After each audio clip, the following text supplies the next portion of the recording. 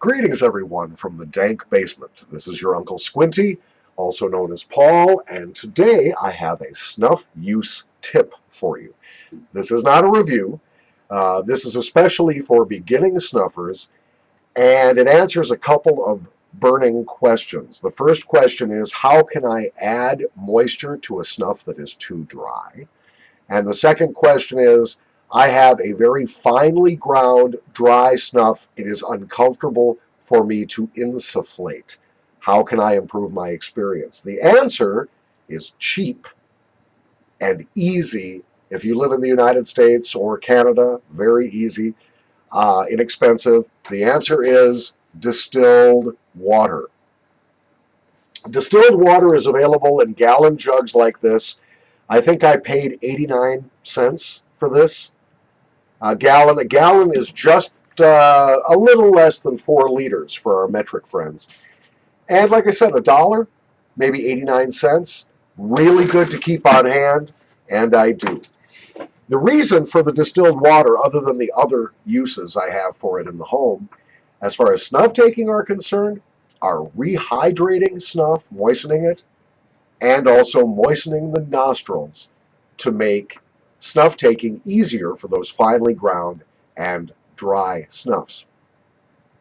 First of all, let's talk about dry snuff. I just watched a very nice review done by Tobacco Lassie on her channel, and she was reviewing the Dolakia Swiss chocolate snuff.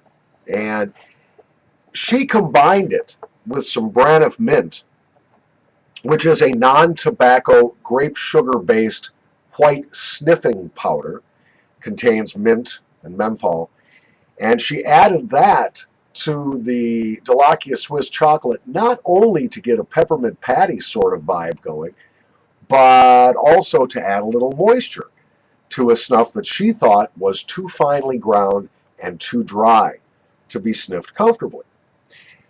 And that's a good idea, but if you don't want to change the characteristic flavor of a snuff, you just want to add moisture. Again, distilled water is your friend. Here's what you do. You will need a small plate and a bowl to cover it with, a small piece of clean paper towel or a freshly cleaned handkerchief. You will need some distilled water. If you have a mint-flavored or menthol-flavored snuff, you might want to have some fresh mint leaves on hand. If you have a citrus-based snuff or an SP, you might want to have some fresh lemon peel on hand as well.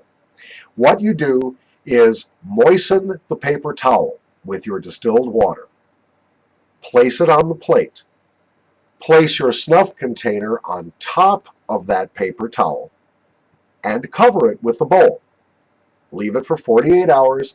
When you come back, the snuff will be a good deal more moist than it was when you started. You can also do this inside a sealed jar, a sealed margarine tub, Tupperware, something like that.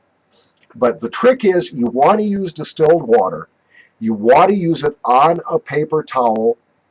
You do not want to drip distilled water directly into the snuff. There are 2 reasons for this. First of all, I have never had good luck adding even a small quantity, a couple of droplets of distilled water to a tin of snuff without it making little pills, little peas or little grains of coagulated snuff. I suppose I could have moistened it, then sieved it, run it through a sieve, but I didn't see the point in doing that. The second reason is even if your water is distilled or boiled in a closed container, otherwise pure, you could be encouraging the growth of mold and fungus in your snuff, and that is the last thing you want to put up your nose after Drano. Would be moldy or fungusy, fungal snuff. You don't want that up your nose. So it's a better bet to wet the paper towel. If, like I said, add a little mint if it's a menthol or mint snuff, a little lemon peel if it's a citrus or an SP snuff on top of that paper towel. Cover it or seal it tightly. Come back in 48 hours and you will have much more moist, delicious snuff. Now, Tobacco Lassie also had another complaint. She was talking about her Toke Peach snuff and says that she doesn't like it. Well, she likes it, but it doesn't like her. And the reason for that is, like many finely ground, drier snuffs, it can hurt you when you sniff it. The reason is it's far too easy to sniff it too deeply up into your nose, up into your sinuses, back into your throat. You do not want to inhale particles into your lungs.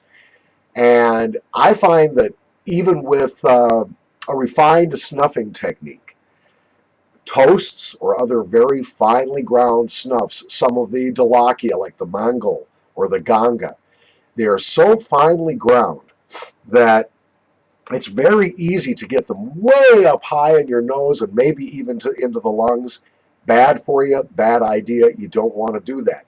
Fortunately, again, distilled water comes to the rescue. Put a little distilled water into a clean bowl, take a clean Q-tip, dip it in the water, and do like this. You've moistened your nostrils so that even a very finely powdered, finely ground snuff like this Toke lime toast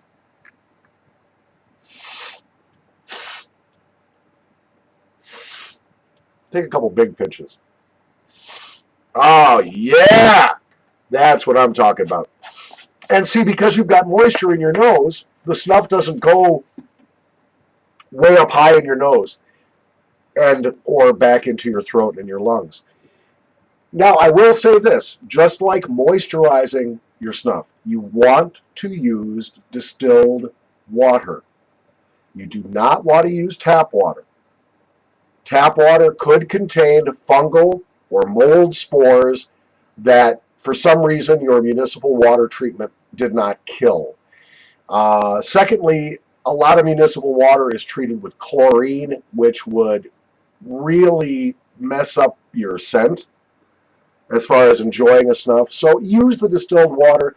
If you can't find distilled water, get a tea kettle or other closed vessel. Boil some water.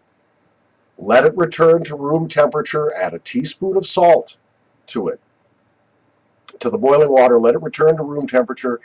You can use that to moisten the inside of your nostrils as well. And you can also use that to fill your neti pot if you use a neti pot to clean your nostrils out between snuffing sessions.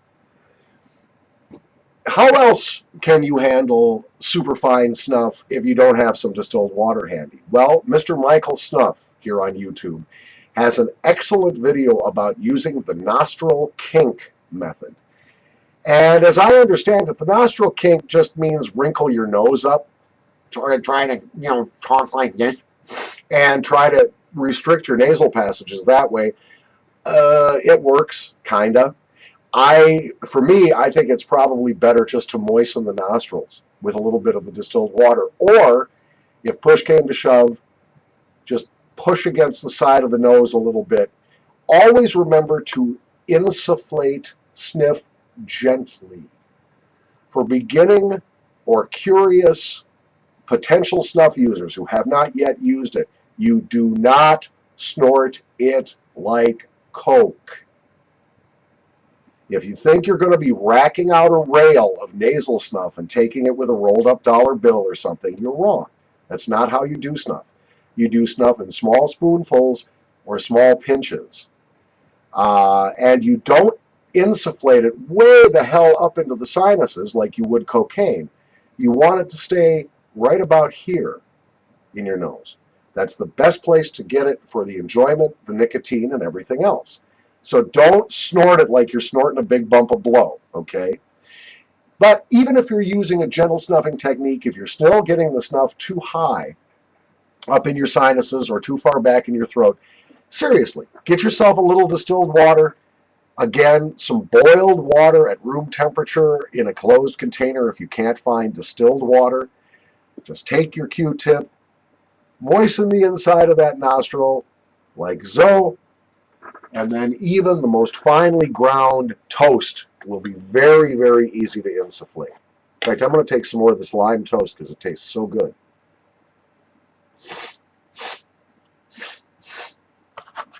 perfect. Went right up about to my septum and not beyond. The moisture in the nose. Also, the moisture in the nose is going to help liberate some of that nicotine, which, in case you didn't know, is water soluble. So you're going to get a little more nicotine if you moisten the inside of your nostrils. From the dank basement, this is your wicked Uncle Squinty, hoping that you have great snuffing. And Merry Christmas. Shift and stop capture.